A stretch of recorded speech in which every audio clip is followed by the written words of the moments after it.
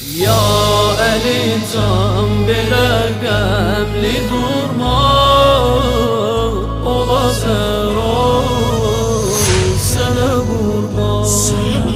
Əfv elə qoydum əsəddə qəmdə, səni tənha sənə qurban.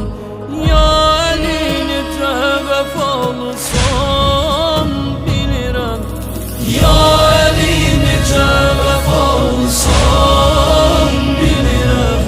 Sən də mən kimi yaralısan bilirəm, sən də mən kimi yaralısan bilirəm. Son sözümdür sənə gəl Əli can, məni səssiz gecə dəfni tapmasın day məni heç bir insan. Məni səssiz gecə dəfni qəbrimi hamıdan saxladım.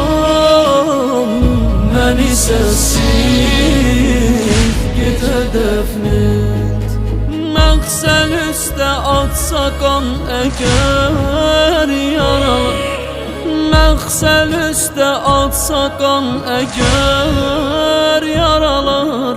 Gizli tut o hali görməsin balalar, gizli tut o hali görməsin balalar. Senin halini mən danışsam, qapımız tək yanar aləm. Yerləri göyləri ol bəladən, o əzadən bürüyər qəm. Səbrimə qurban olan dayandım, bu halımla necə möhkəm. Eşq və bu Fatimə fəda Əli can, eşq və bu Fatimə fəda Əli can.